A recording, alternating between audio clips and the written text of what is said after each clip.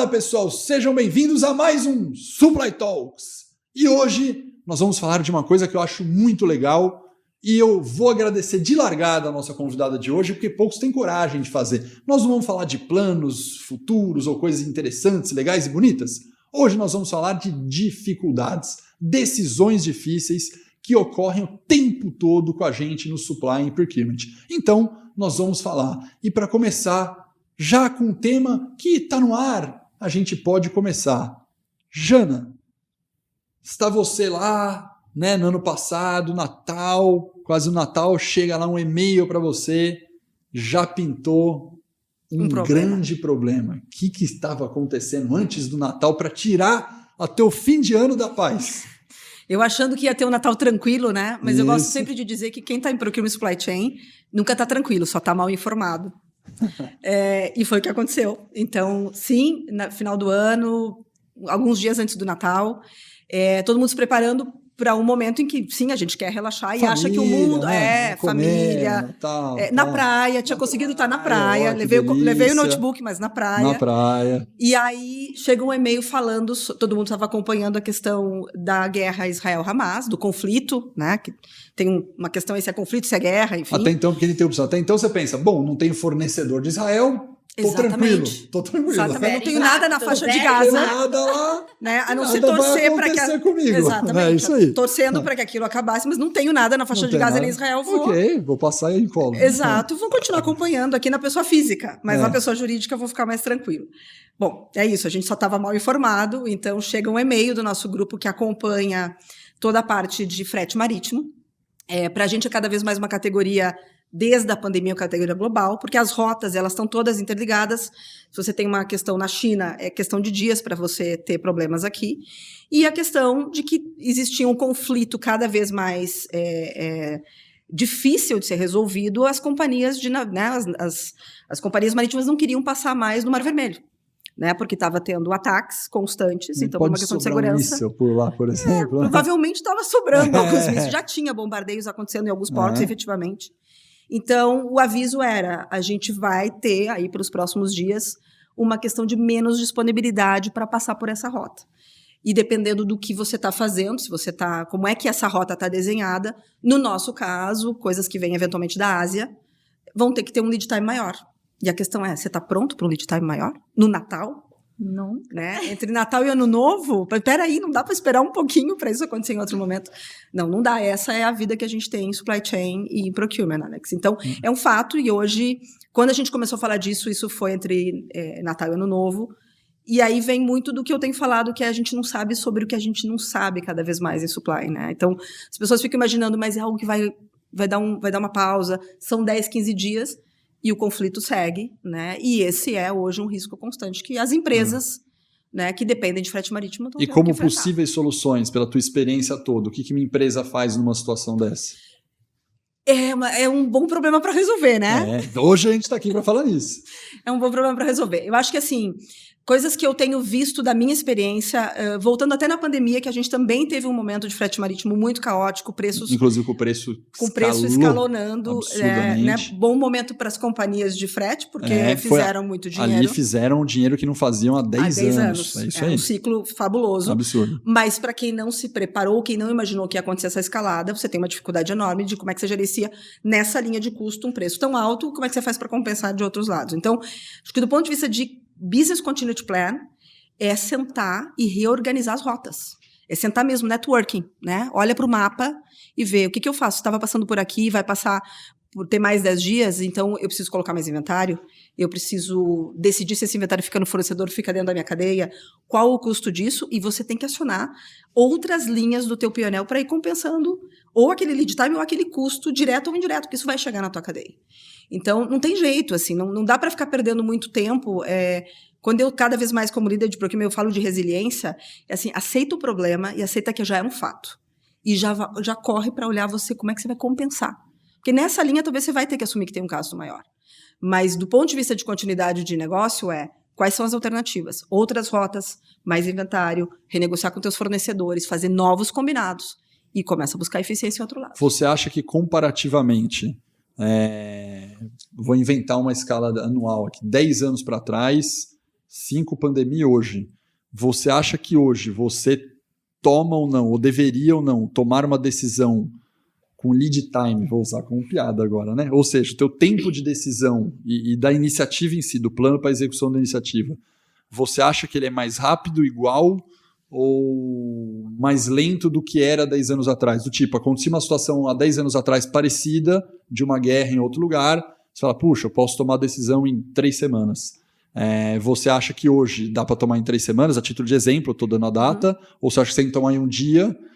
E por que essa é a minha pergunta? Fala, puta, o mundo é todo mais rápido. Ao mesmo tempo, tem um contraditório que cada vez mais a gente tem que tomar uma decisão baseada em dados e não no feeling. Então, no feeling, talvez fosse mais fácil falar, acho que estou querendo fazer isso aqui.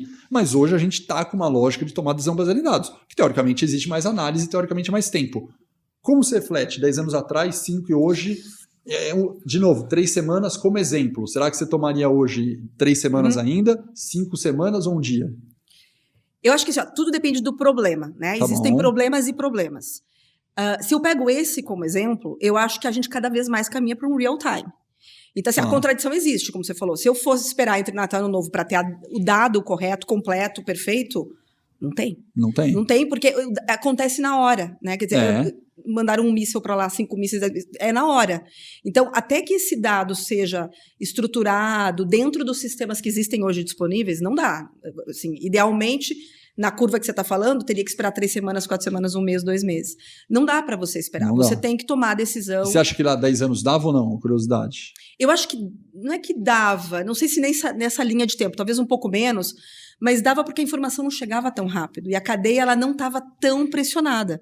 Porque a cadeia também está mais pressionada. Como você sabe que tem mais dados, você consegue ter os teus action plans sendo acionados com maior velocidade, você tem a resiliência mais curta na cadeia. Que é um elástico, né? Então, se você encurta um exemplo e bem aumenta. simples de supply. A mesma coisa que você está com o estoque de segurança alto e estoque de segurança baixo. Se você está com o estoque de segurança baixo, você vai ter que tomar uma decisão muito mais rápido. Se você está com o estoque de segurança alto, você permite mais tempo. É uma linha dessa, exatamente isso. E aí, por isso que eu digo que os problemas não são iguais. Porque aí depende da tua categoria. Né? Então, de que categoria de gás você está falando, de que tipo de produto, você tem mais inventário ou não, e por que você tomou essa decisão. Então, daqui a pouco alguém fala assim, estourou a guerra Israel-Hamas, mas na minha categoria, naquilo que eu estou olhando, eu não tenho risco, porque eu estou com 120 dias na cadeia do produto. Mas, de repente, você tomou decisões de risco. Eu sempre falo muito disso nas empresas em geral. Qual é o teu apetite de risco? Perfeito. Né? Para o CFO, né? Para o CEO, qual é o teu apetite de risco? Porque dependendo do apetite de risco dele, é isso. Eu tenho uma cadeia com mais estoque, eu estou mais tranquilo para tomar essa decisão. Perfeito. Eu tenho menos tolerância ao risco, eu estou com a cadeia mais enxuta. Logo, eu vou ter que me agilizar real time, eu vou ter que tomar essa decisão entre Natal e Ano Novo. Hoje vocês já trabalham, por exemplo, uma contingência para contratar novos fornecedores? Por exemplo, eu preciso substituir esse fornecedor. Quanto tempo leva para essa tomada de decisão? Então, assim, eu posso falar talvez pela minha experiência em várias companhias. Hoje eu estou, né, no segmento de consumo, né, então de foods and beverage, de alimentos e bebidas, mas já trabalhei com computadores, já trabalhei em farmacêutica. Então, assim, olhando para o segmento de consumo hoje, de alimentação e bebidas, é um segmento muito rápido. Ele está muito atrelado à vontade do consumidor, que muda conforme questões políticas, econômicas. Então, em geral, a gente já olha para essa cadeia com um olhar de falar assim, ó, eu não sei, é o que eu falo para o meu time, a gente não sabe qual é o risco, mas que tem risco, tem. Então, começa a mapear, estruturar dentro de um plano de Business Continuity Plan e ter opções. Você precisa ter alternativas. Show, excelente. Você precisa ter alternativas porque a logística vai dar problema, você precisa ter alternativa porque o fornecedor pode ter problema, você precisa ter alternativa porque Ucrânia e Rússia continuam em guerra. Então, você precisa ter planos B, C, D constantemente. Já não é mais uma coisa negociável. Por mais que eu vou forçar um pouco a barra aqui, eu sei que não dá para criar uma receita de bolo, mas eu gosto de tentar tangibilizar de alguma maneira. O que você está me falando, mais ou menos, é que eventualmente, para decisões, criar uma matrizinha sua de risco, do jeito que você vai tratar aquela decisão, faz sentido o que você falou. Imagina que a matriz de risco é a probabilidade de impacto, é isso aí. Probabilidade da probabilidade de impacto que tem no business, o quanto que eu estou coberto ou não. Imagina que você colocasse no quadrante, você fala, puta, caiu a situação de frete marítimo, onde que eu estou localizado aqui? Onde está frete? O que isso representa na minha matriz de risco? Qual o impacto para mim disso aqui? Quanto eu estou coberto, né? Quanto eu estou coberto versus o impacto que me causaria o problema. Eu estou com muita cobertura, o impacto é baixo, decisão mais lenta. Eu estou com impacto, o impacto é alto e eu estou pouco coberto, eu estou bem na régua, decisão muito rápida. mais ou menos na tua cabeça, você simula esse modelinho e toma decisão de velocidade de acordo com... Quando a gente fala de estratégia de risco e resiliência nas companhias que eu tenho trabalhado, Alex, é exatamente isso. Perfeito. Você pode ter, às vezes, uma matriz um pouco mais estática, você pode ter uma mais dinâmica, mas é isso que você falou, assim, ó, estrategicamente você tem que ter esse mapa na tua cabeça. E os teus líderes de procurement supply chain é a mesma coisa, porque é através disso que você vai conectar com... Eu volto de novo, né? A minha pergunta para você foi, qual é o seu apetite de risco?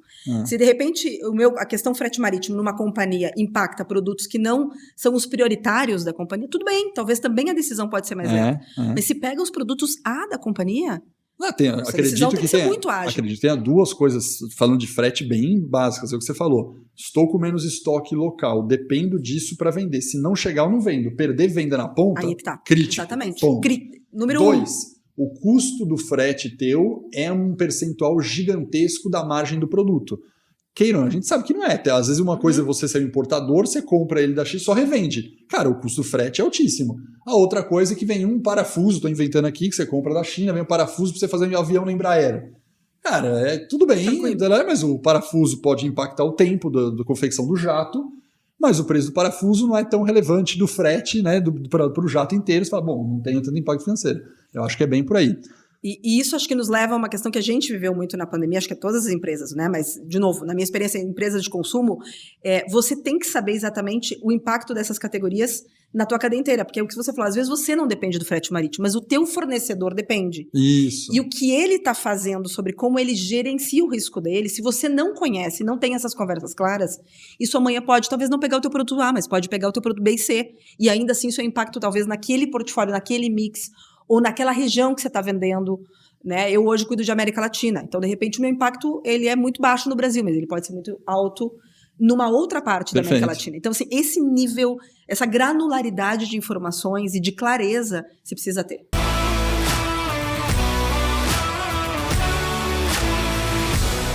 Jana, vou pedir para contar um pouco da sua carreira, experiência que você tem, porque a próxima pergunta vai ser conectada com isso. Legal, tá bom.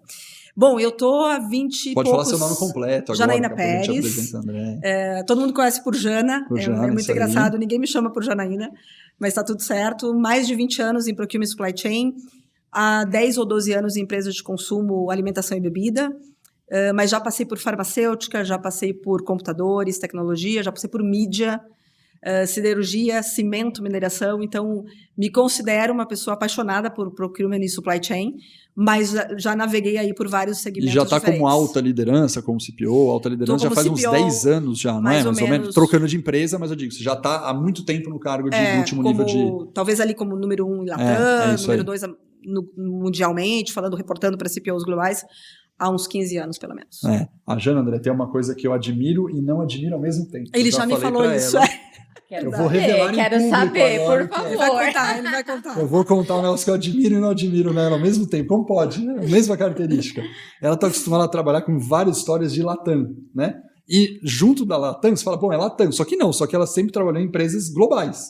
Sim. Então, ela faz reunião com China, com a África, tudo. Então, ela está acostumada a ser uma pessoa que trabalha globalmente há anos. O que é incrível é você conseguir fazer isso, trabalhar em várias línguas, várias culturas. Então é incrível a experiência profissional que ela tem.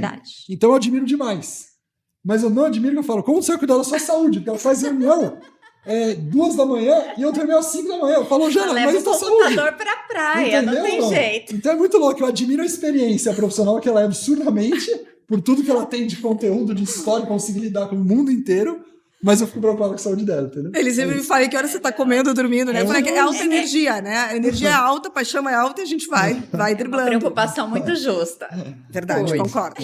Daqui a alguns anos eu vou falar pra ele como é que eu tô lidando com isso, porque essas coisas chegam, né? Então tô começando a calibrar melhor essa preocupação. André, conta, se apresenta, você está como co-host, com muito prazer aqui com a gente hoje. Prazer, eu sou Andréia Felipe, eu tenho aí uma vasta experiência em diversas áreas, então eu comecei trabalhando com MIS, dados, eu sempre fui apaixonada por dados, como que eles transformam as decisões, passei por alguns bancos, migrei um pouco para a parte da estratégia comercial, então ajudando os gestores comerciais a trabalhar melhor a questão da estratégia, depois fui para a área de finanças, gosto de números, né? Então me adaptei rápido. E aí fui para a parte de parcerias. Eu sempre gostei muito de ajudar as empresas, as pessoas, entender as dificuldades, ajudar a chegar dentro de uma solução. E de 10 anos para cá eu venho liderando uma equipe comercial muito voltada na gestão de supply chain. Então, como que a gente consegue aí, dentro de todos esses desafios, ajudar essas empresas a centralizar toda a informação, ter informação completa e ágil para a tomada de decisão, porque cada vez mais está mais complexo. Então, antes existia só gestão financeira, aí começou financeira e compliance, agora financeira, compliance, SG, gestão de documentos, qualidade desse fornecedor. E aí hoje eu trabalho dentro da Ciel Dun & Bradstreet, que é uma empresa que atua também globalmente, né? Então nós temos dados não só do Brasil, mas do mundo inteiro, exatamente por essa complexidade, porque você tem cada vez mais fornecedores em outros países. E como que você faz essa gestão? Como você consegue estar próximo? Como que você consegue centralizar toda essa informação para na hora que acontece... Tomar decisão. Exatamente. Então, melhor né? a informação mais completa possível, né? É isso aí. É quase um oráculo, né? Você tem que prever quase o futuro hoje em dia, né? E agora, Jana, a pergunta que falei que está conectada à sua carreira é muito legal. A gente falou aqui, você contou um caso, daqui a pouco você vai contar outras decisões difíceis que já teve na carreira. Mas, e por isso que eu destaquei essa questão de cultura global, observar a empresa como um todo, headquarter, 10 anos como autoliderança. O que você acha que os times que você trabalhou e trabalha, para baixo de você, que vai cair ou um diretor, ou um gerente, ou um coordenador, o quanto você acha que esse tipo de decisão que a gente está falando aqui, o seu time está preparado? Para tomar. Para tomar. Você acha que esse conceito que a gente está falando... é muito claro para todo mundo, quanto você precisa ajudar. Eu queria um panorama do que você vê, porque a gente está falando um negócio high level aqui, né?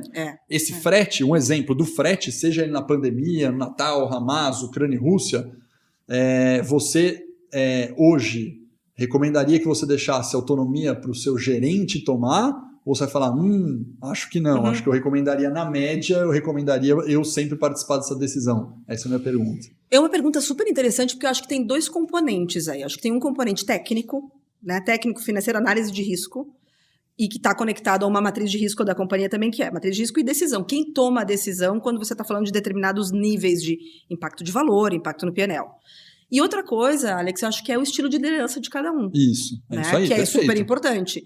Então, assim, quando eu penso hoje no que eu faço, na indústria que eu tô, não dá para você querer centralizar as informações por qualquer razão que seja que você queira centralizar em você.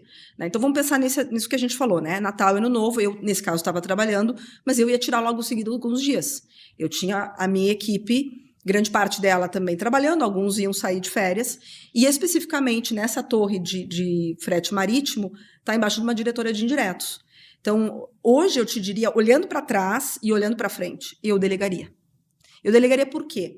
Porque, pelo componente técnico, essas pessoas já têm, dentro da matriz de riscos, mais ou menos claro, perfeito, né, onde está, esse componente aqui ele me impacta em quê? Em que parte do portfólio da companhia, qual é o possível impacto financeiro. A gente vem trabalhando cada vez mais nisso, de a capacidade de antecipar essas questões. Então, quanto vai custar mais ou menos? Isso não é um dado difícil hoje da companhia calcular. Vai ser preciso? Não, mas vai ser um range, né? Entre tanto e tanto. Então, se a gente for tomar uma decisão no meio do Natal e Ano Novo, é isso. A gente pode esperar talvez até a primeira semana? De repente pode. E ainda assim, o meu time tem condições de responder de quanto a gente está falando, de valor, né? O que impacta, o que não impacta, e como é que eles têm a capacidade de articular isso dentro da tomada de decisão da companhia. Porque imagina, nesse caso não foi, eu voltei na primeira semana de janeiro, mas eu poderia não voltar. Poderia estar de férias até 15 de janeiro, como é comum no Brasil, né? Alguém pode esperar eu voltar de férias? Não. Então, assim, dentro desse formato de indústria de consumo muito rápida, dentro do que a gente vem trabalhando no apetite de risco, na gestão de risco e no meu estilo de gestão, eu daria autonomia e totalmente o meu time encaminharia e recomendaria essa decisão. Alguém vai ter que validar do ponto de vista de P&L, gestão financeira. Isso aí, enfim. perfeito. Porque, tentando dar um exemplo bem didático, como eu poderia narrar esse cenário de várias maneiras. Imagina que você tem um liderado, né, o seu gestor lá, ele olha isso aí e fala, problema no frete. E ele poderia pegar neste momento e falar, Jana, preciso falar urgente com você. Vamos ter problema no frete. É a versão 1, né? Totalmente. Levanta a mão para falar do problema. Estou com um problema. Nós estamos com problema, me ajuda aí. Essa é a versão 1. O que você vai decidir? Né? A versão 2 é, Jean, estou com um problema aqui e o que você acha aqui para me ajudar? Versão 3, a mesma pessoa fala o seguinte, olha, estou com um problema, levantei o quanto vai custar, fiz uma análise de impacto e trouxe os dados para a gente decidir junto.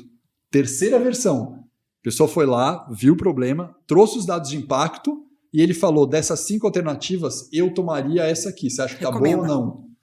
E a última alternativa o cara fez análise de impacto, tomou a decisão e não falou nada para você.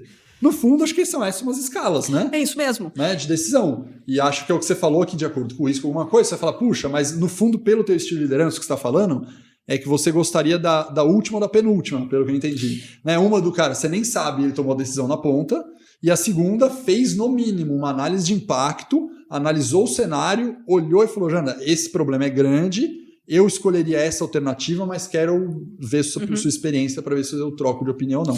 Isso, né? É exatamente isso. E aí eu acho que dá para agregar alguma questão no que você falou, que é quais são os combinados que você tem dentro de uma equipe de liderança, dependendo dos níveis que você tem, para que as pessoas se sintam mais confortáveis de chegar e recomendar e dizer, mas eu não me sinto. Porque às vezes você pode ter um gerente, mesmo um diretor, que dependendo da dimensão daquilo, ele quer a tua opinião até para ele poder seguir mais tranquilo sobre a recomendação.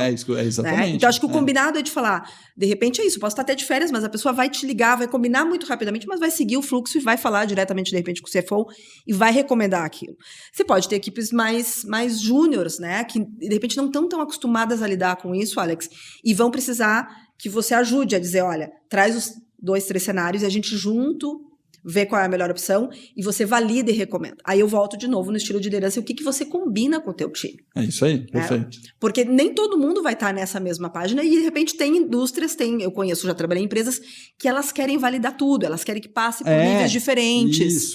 E está tudo certo. De cultura para cultura. Exatamente. Perfeito. Mas é uma questão, de novo, qual é o combinado que você tem em situações mais de crise, que você não tem muito tempo, em situações que você tem mais tempo e que você passa tranquilidade, porque no final do dia, seja lá qual é a recomendação que você vai dar, o que você espera de uma área de procurement? Por mais que a gente lida com a intranquilidade, você precisa passar... Você espera 2 coisas, saving e tranquilidade. Que segurança. Que não existe, mas a gente vai fazer o melhor para a gente dar a melhor recomendação de como é que você traz isso. Assim, existe esse nível de segurança nessa decisão. E a gente vai alinhado no risco. A gente se abraça no qual é o tamanho do risco, qual é o tamanho da oportunidade. Se está todo mundo em linha, não tem... O combinado não sai caro para ninguém. Perfeito.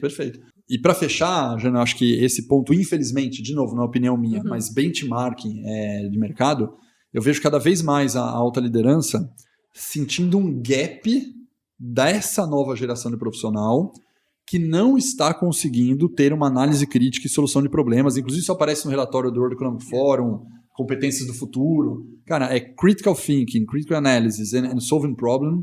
Problem solving é o que mais está aparecendo como gap da nova geração de profissionais, né? Porque, no fundo, a gente espera isso para poder delegar, para ter autonomia, para ter velocidade, e a gente está vendo a postura de muita gente falar, deu problema aí, o que você vai fazer, né?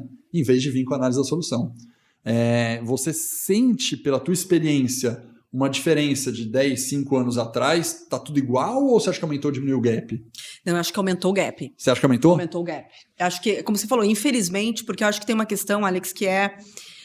Tem uma questão que essa nova geração, talvez ela está menos exposta às crises que a gente já viveu. Isso. Né? Então, sei lá, a gente dessa geração e para trás, né? E eu até brinco também com o meu time, eu falei, e principalmente se você está na América Latina, né? Se você está no Brasil, na Argentina, enfim, você está sempre em crise. Né? A crise só muda de nome. É isso aí. Né?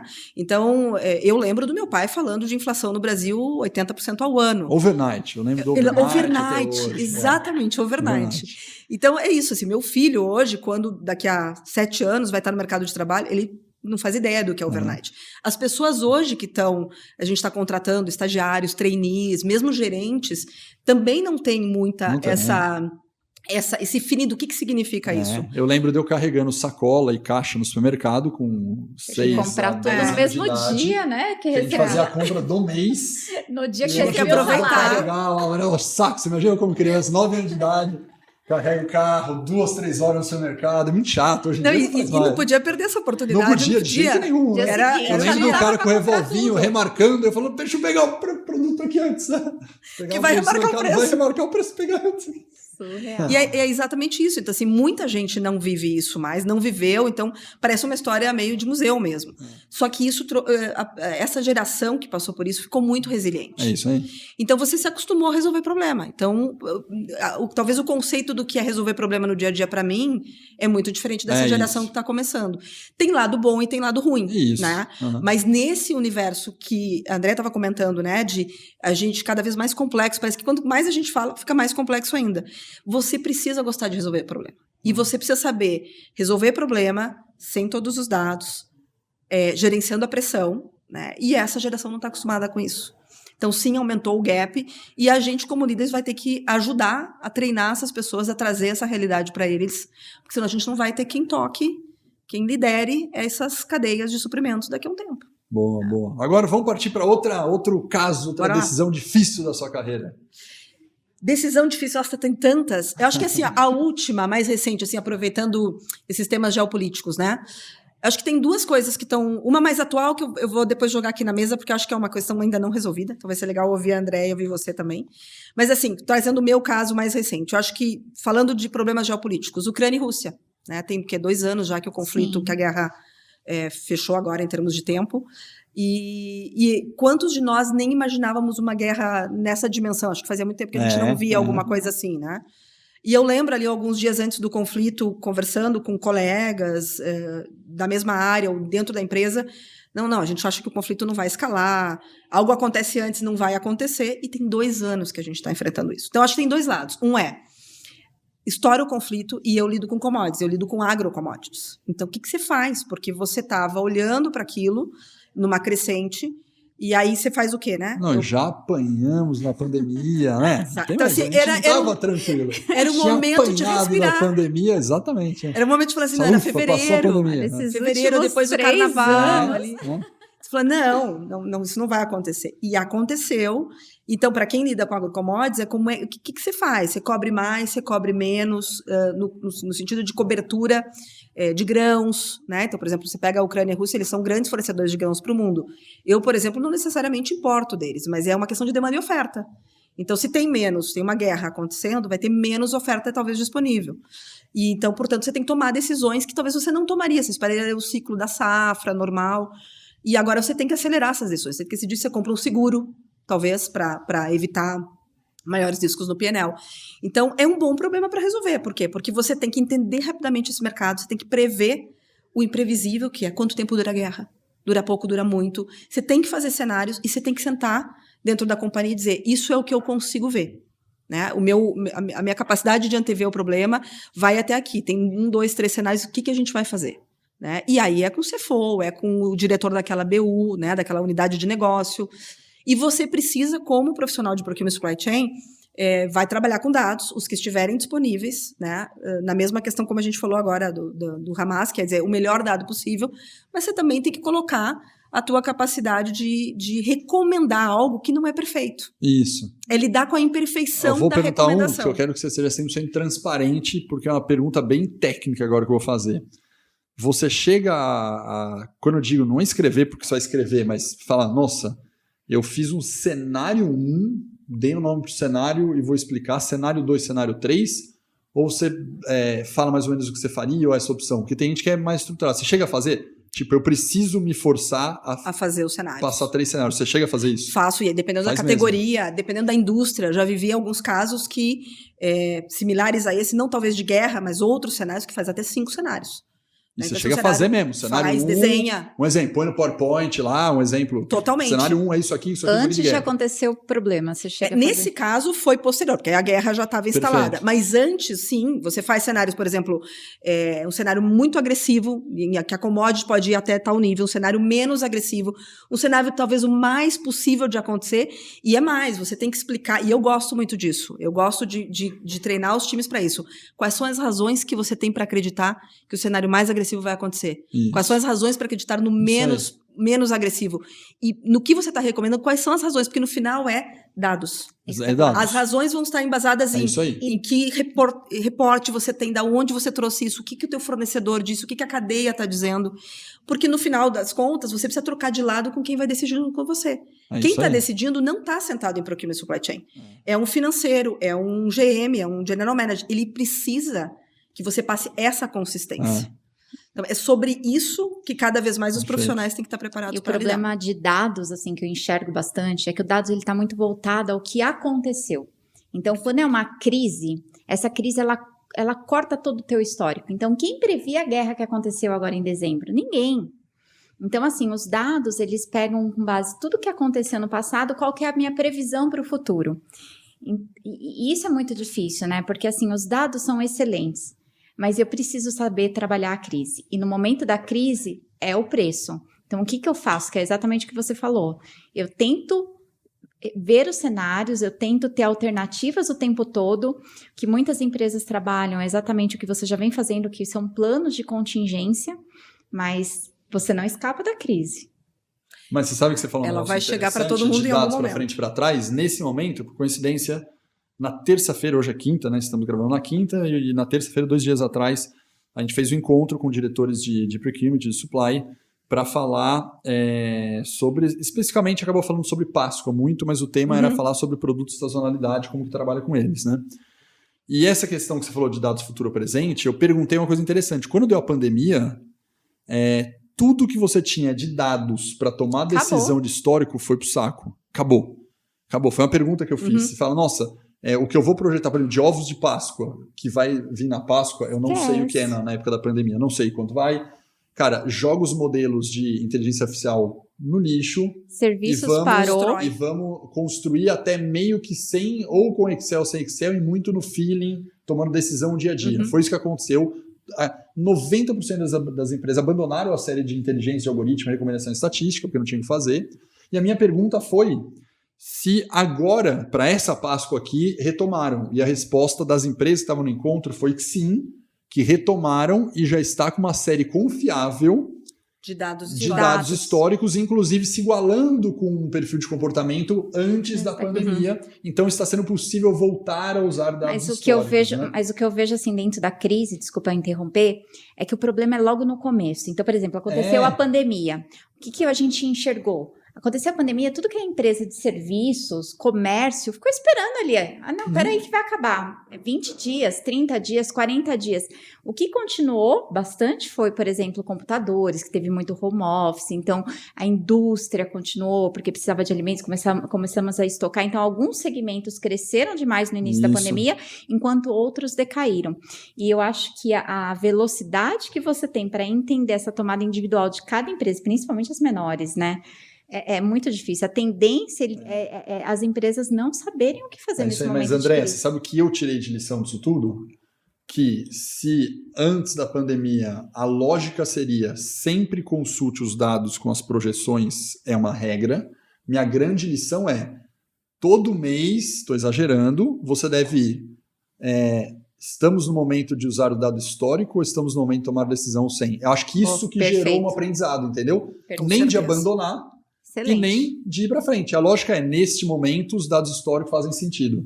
Neste momento eu faço um ajuste no dado histórico, neste momento eu vou sem dado histórico por essa razão. Chega uma crise e muda. Esse aprendizado foi muito grande, para mim pelo menos, né? Verdade. E acho que isso acrescenta uma outra questão para os profissionais de supply chain procurement, que é no final do dia a experiência que você tem em navegar pelas crises. Isso, e saber quando você usa qual tipo de dado. Exatamente. E confiabilidade. Porque tem um lado, às vezes, intuitivo mesmo, que você precisa usar nisso que você falou, que é eu simplesmente me agarrar em dados históricos ou numa planilha, não vai me trazer a segurança do que eu vou precisar recomendar dentro da companhia. Sem dúvida. E só para fechar esse negócio que você falou dos cenários, o que a gente recomenda aqui em aula, por exemplo, no nosso MBA? A gente recomenda uma coisa que não é tão fácil de fazer, mas imagina que você criou cenários e vão pensar que é um cenário do que vai ocorrer no futuro. Você está tentando adivinhar quais dos 5 cenários vêm para frente.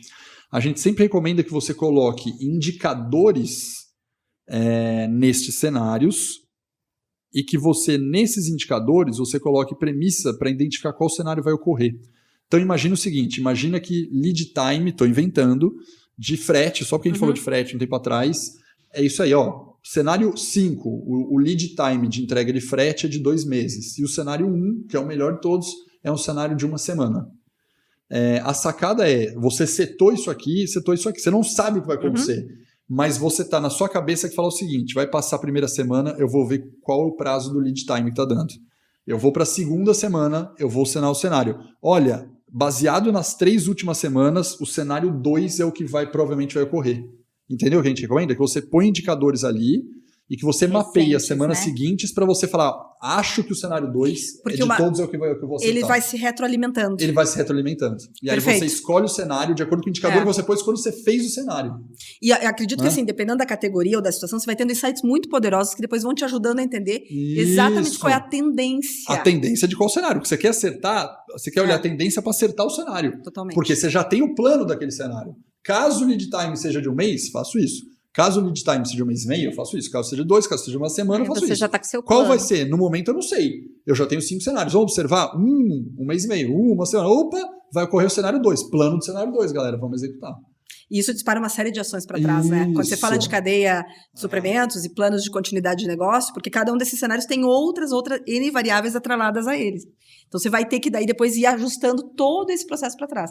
É super interessante. Agora, o trabalho que isso dá. Né? E os skills que você precisa dos profissionais para fazer isso porque, outra conversa. Uma outra conclusão que você já falou, e é muito simples, chegar nesse nível de cenário é para aquelas categorias que são mais críticas, que estão no teu 80-20, está lá no meio. Você não vai pegar para fazer para o básico. Né? Eu sempre gosto de dar exemplo básico, nada contra, mas você não vai fazer isso para caneta e papel sulfite, né? Papelaria.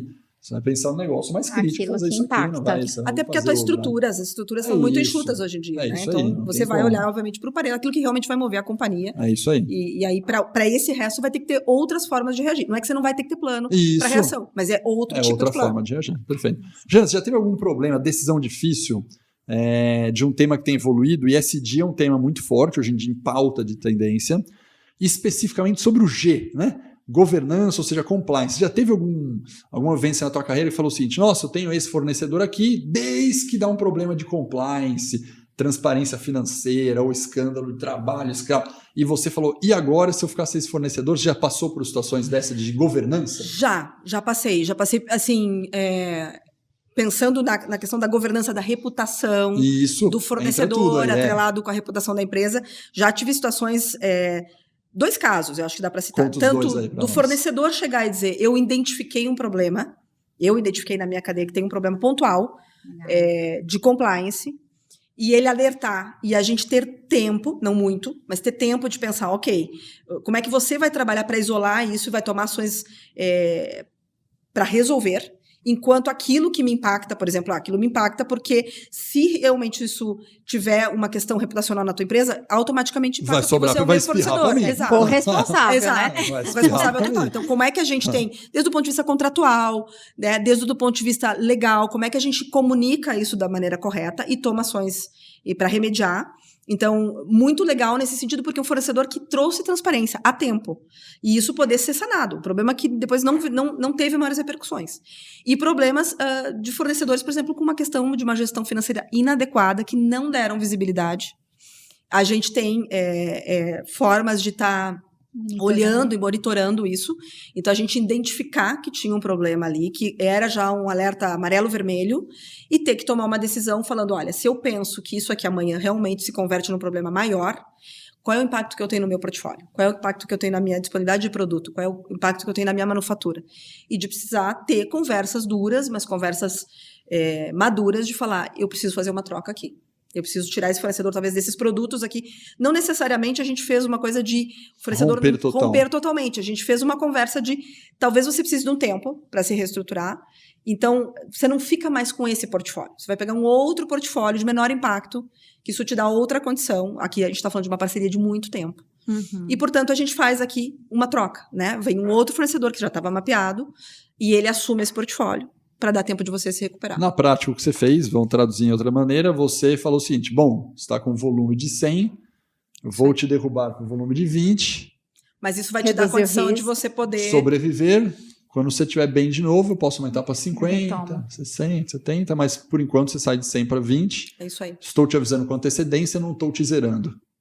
Basicamente foi essa decisão. Foi essa decisão, de novo, né? Eu acho que aí entram muitas análises. Análises de quanto tempo de parceria, quando a gente identifica o problema, qual foi a forma deles regerem esse problema, eles trazerem, olha, eu não consegui pegar isso antes, mas agora que eu vi, eu vou te dizer o que aconteceu, como é que eu remediei esse plano e por que talvez eu preciso ainda ficar aqui. Faz sentido eu ficar no portfólio da empresa. Ok, faz sentido, mas desde que você não me coloque em risco, talvez a minha gama de produtos X.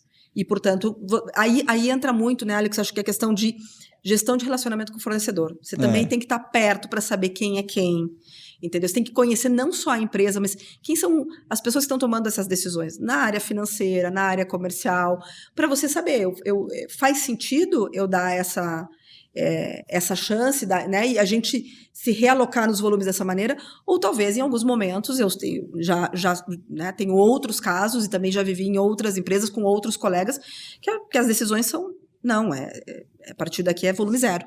Né? Jana. Você fere, de repente, um determinado tema na governança que não tem saída. Né? E é possível disso acontecer. Esse caso especificamente não. Eu acho que a gente conseguiu fazer uma solução interessante por conta de um relacionamento de muito tempo, onde tinha um conhecimento profundo das empresas e fazia sentido.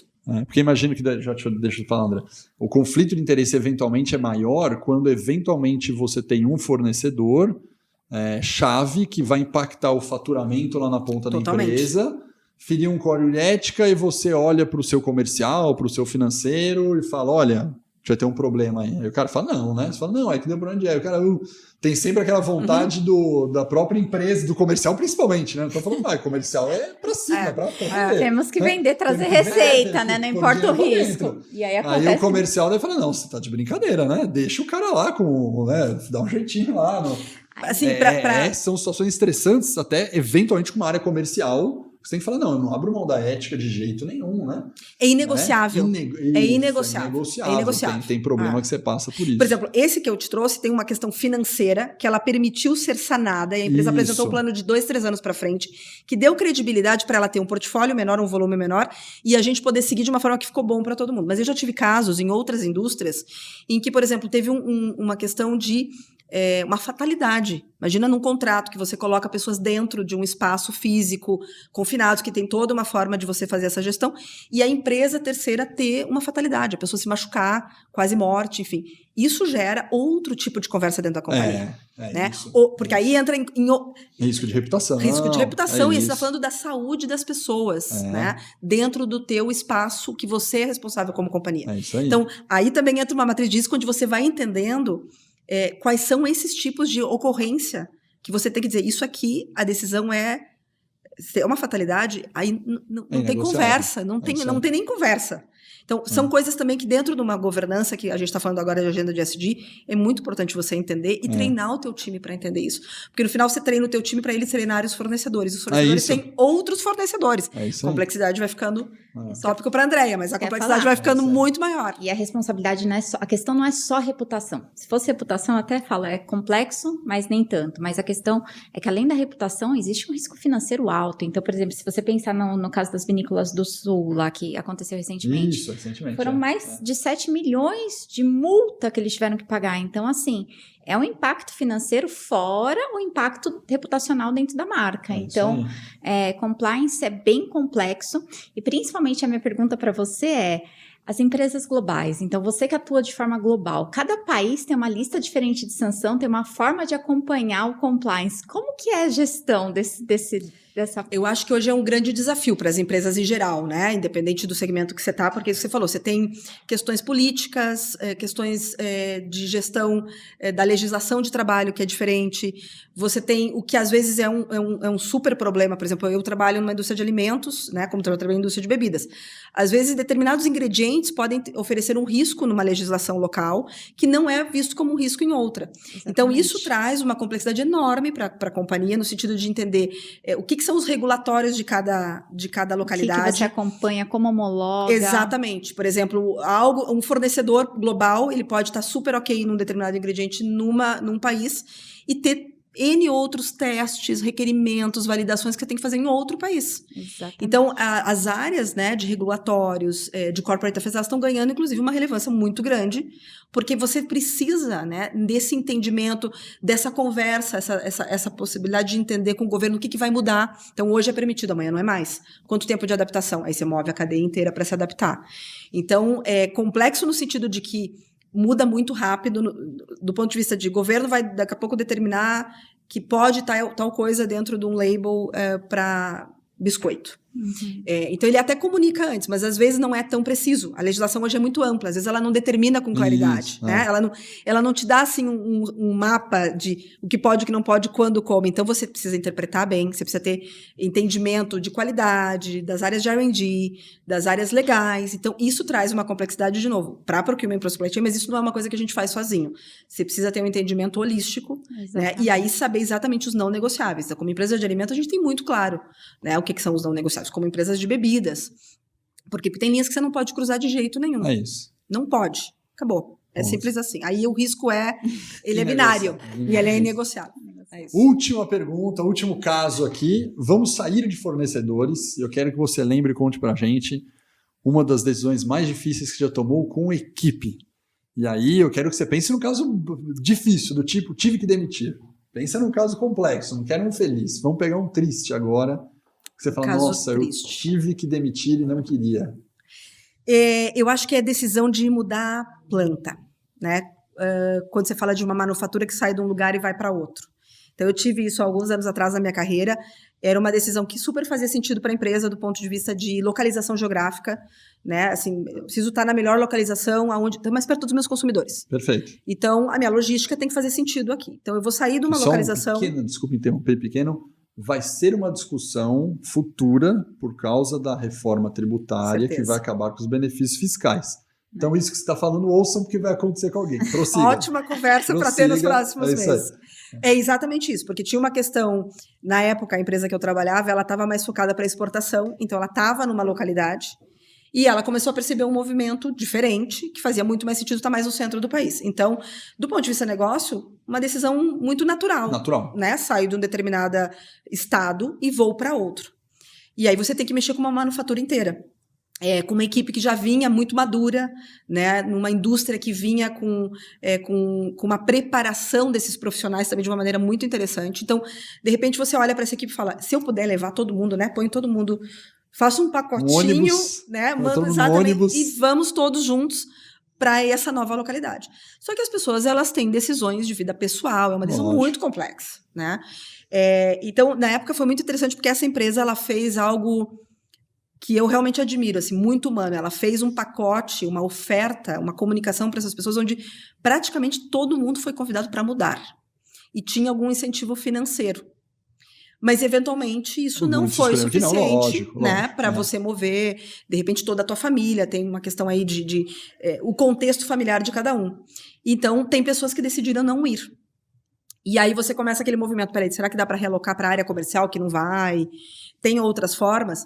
Então, assim, a gente esticou a corda, né? Acho que, assim, um trabalho bonito, no sentido de eu vou até abrir mão, de repente, de falar que para aquelas posições que vão ficar aqui, o que manda é a experiência, e a gente vai se abrir para essas pessoas que vão ficar, para ver se a gente consegue aproveitar todos os recursos, mas isso não foi possível com todo mundo. Então, teve pessoas que a gente teve que combinar, né? O seu último dia vai ser tal data, até aqui os entregáveis são esses, a gente está super feliz com o seu trabalho até agora, não é uma questão de competência nem nada, mas a nossa relação termina aqui porque tem uma decisão da companhia que é maior, né? E essa decisão foi acertada, tanto que a Manufatura, essa empresa tem a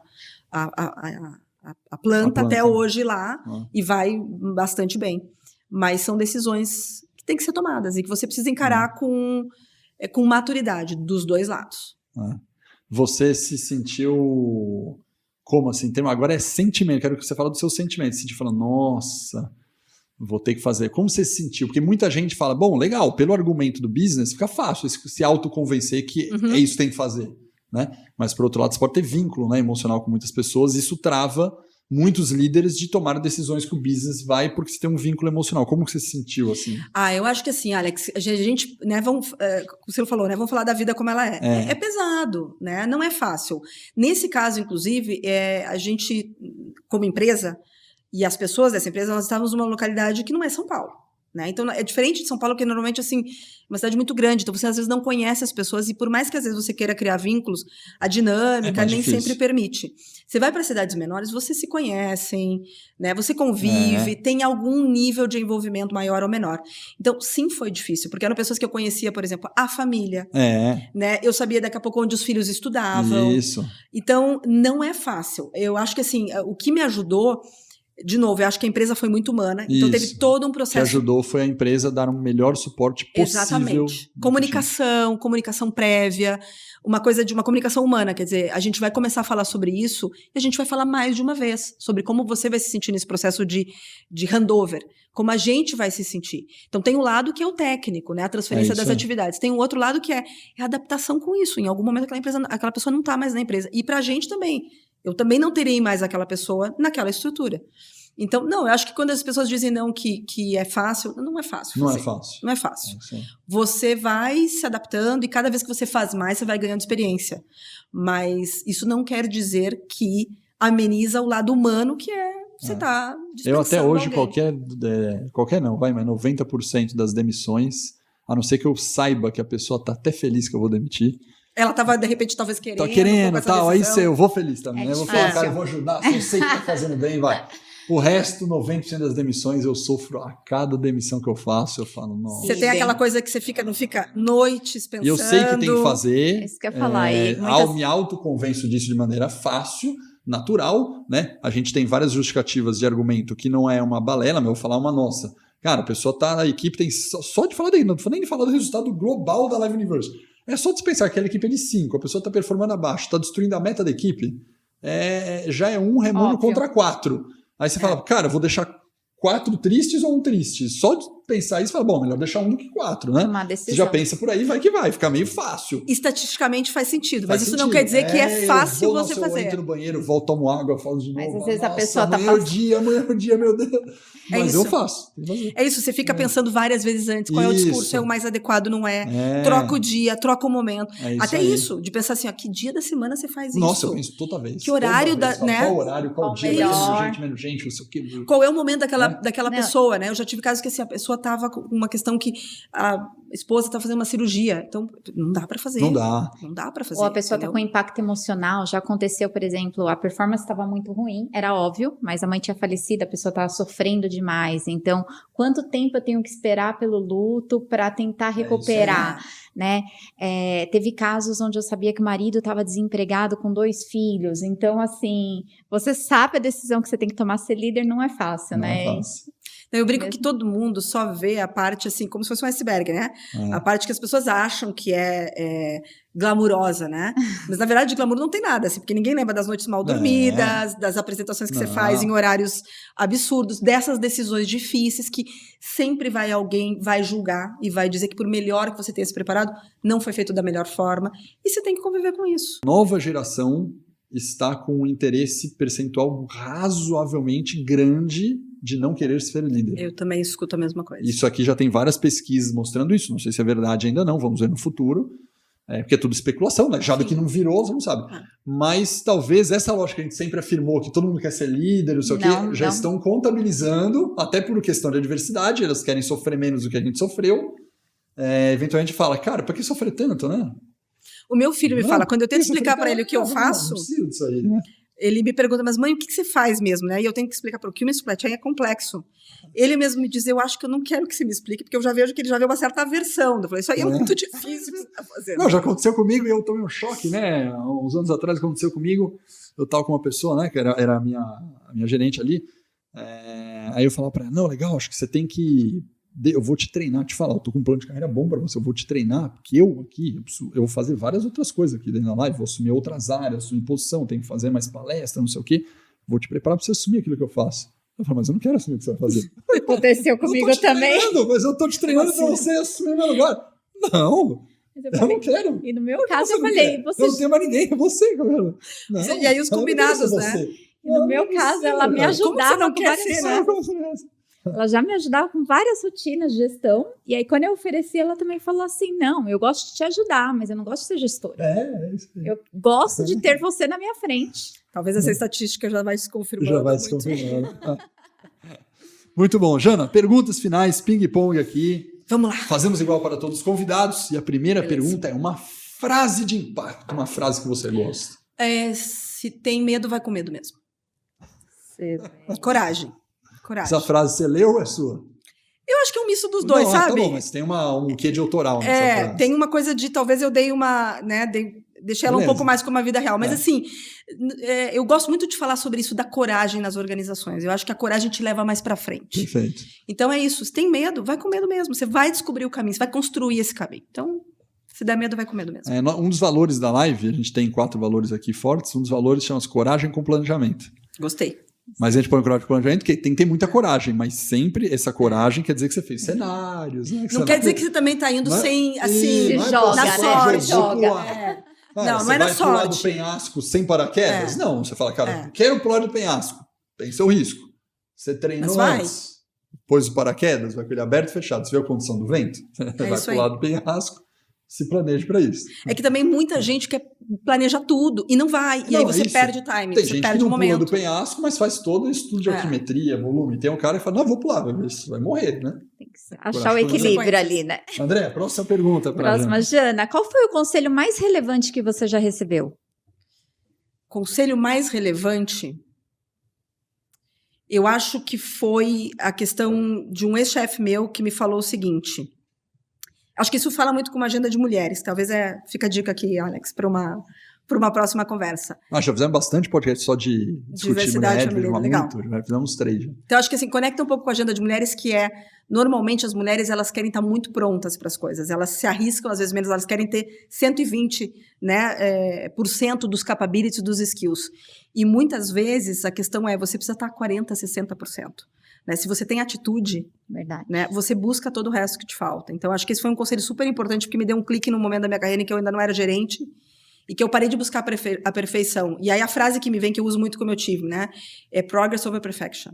Né? É muito mais sobre progresso e sobre avançar do que sobre estar perfeito para aquela posição, para aquele plano, para aquela crise. Você não vai estar perfeito nunca. Tem uma outra frase que eu uso aqui que eu aprendi com um consultor inglês, que ele veio fazer nós nos acreditarmos como universidade mundialmente, né? E ele falou, strive for excellence and not for perfection. Isso é muito legal. Cara, lute pela excelência, não pela perfeição. E eu guardei essa frase, achei muito legal, né? Porque, de fato, né? Acho que até a perfeição, se você luta pela perfeição, você se torna até arrogante, né? Você é perfeito. Exatamente. Você nem tá aberto a melhorar, né? Se você luta pela excelência, significa o tempo todo que você quer melhorar alguma coisa, né? E é um dia depois do outro, né? Isso. É sobre realmente evoluir, estar melhor do que você estava ontem, né? É isso. É isso aí. Uma competência, só vale uma, senão não tem graça a minha pergunta. Uma competência que você acha que hoje todos devem dominar? Eu acho que inteligência emocional para ontem, para hoje e para amanhã. Urgente. É uma das competências que está no top 5 dos nossos convidados aqui. Estou alinhada. Concordo totalmente. Com o que os colegas estão dizendo. É isso aí. Eu acho que isso para a vida profissional, lado profissional e pessoal, inteligência emocional. Beleza. Excelente. Me diz algo que você acreditou ser verdade, mas que você acabou mudando de opinião. Olha, eu tô mais experiente, né? Então, mais experiente, mais idade, eu acho que... Sabe aquela máxima que te dizem, você tem todo o tempo do mundo, fica tranquilo. Não tem todo o tempo do mundo, não fique tranquilo, se apresse, porque, olha a noção de tempo de hoje, pós-pandemia, eu até perdi às vezes a noção do tempo, né? Então, não, eu acho que assim, se eu tivesse que, inclusive, dizer para o meu filho, não tem todo o tempo do mundo, não, sabe? Fique esperto, tem coisas que estão mudando muito rápido, e você precisa viver o que o momento está te oferecendo, como oportunidade, como aprendizado. Acho que isso eu mudei de ideia aí nesses últimos anos. Uma boa reflexão. E por fim, mas não menos importante, porque não é fácil, às vezes você fala, nossa, qual será o conselho? As pessoas ficam refletindo, a última pergunta às vezes é a mais difícil. Uma música? Só vale recomendar uma música para nossa playlist. Qual que é a música que você recomendaria para a nossa playlist? E qual que é a história na sua vida da música? Eu sou volátil com música, né? Boa. Assim, acompanhando a minha carreira, que é muito volátil, né? Ou melhor, o que eu faço, né? Supply Chain Procurement. Então, música para mim é uma coisa de momento, assim. Tem coisas que eu gosto sempre, mas eu escuto mais ou menos. E eu acho que uma música que, nesses momentos de volatilidade, de crise, eu gosto muito dela, Marisa Monte. E eu gosto muito daquela música Sou Feliz, Alegre e Forte, Tenho Amor e Muita Sorte para onde quer que eu vá. E eu acho que é um mantra nos dias de hoje, sabe? Não importa qual é a crise, não importa o que está acontecendo no dia, sou feliz, alegre e forte, tenho amor de muita sorte, tudo vai dar Que é certo. essa aqui, né? Essa aí. Essa Não aí. posso deixar, porque senão a gente cortado aqui, a gente dá um corte de direitos De edição. autorais, é isso aí. Mas muito legal, né? E realmente, feliz, alegre e forte, é isso aí, né? Acho que pode ser um mantra para os profissionais de supply Pode chain, ser. né? Para atrair boas... Porque Boas isso aí, energias, eu acho né? que o forte para mim, né, é importante, né? Porque feliz e alegre o tempo todo não existe, né? Isso aí é uma ilusão. Resiliência mesmo, né? É Força isso no aí. sentido de É resiliência. isso, né? né? É isso aí. Você tem que lutar pela felicidade, né? Buscar, ter como propósito, mas você não será o tempo todo, né? E saber lidar exatamente com essa volatilidade que a gente está vendo no mundo hoje. E essa né? música não está no nosso playlist ainda. Agora vai estar. Agora vai estar no nosso playlist dos Bem. alunos. André, muito obrigado. Eu que agradeço. Foi pelo um nosso prazer estar bate-papo aqui com vocês pra gente dois. receber. E Jana, Prazer. muito obrigado. Sempre um por prazer contar. estar com vocês. Prazer conhecer a Andréia também. É isso aí. Muito bom. Obrigada Pessoal, pelo bate-papo. tivemos aqui um bate-papo só falando sobre decisões. Eu tenho certeza que, na prática, vocês conseguem, no mínimo, montar uma matrizinha, né, André? A gente falou, monta a matrizinha, certeza, põe os indicadores, faz o cenário, monta a matriz de risco. Eu acho que isso falta para muita gente. E se eu der uma dica, pessoal, se fizer isso bem trabalhado, de resolver esses problemas, ter uma análise crítica, é uma das coisas que mais fará você crescer na carreira. Então preste muita atenção que esse episódio pode te ajudar muito. E se te ajudar bastante, compartilhe com outros amigos, colegas, para ajudar muita gente também. Beleza? Então, um abraço e até o próximo Supply Talks. Tchau, tchau.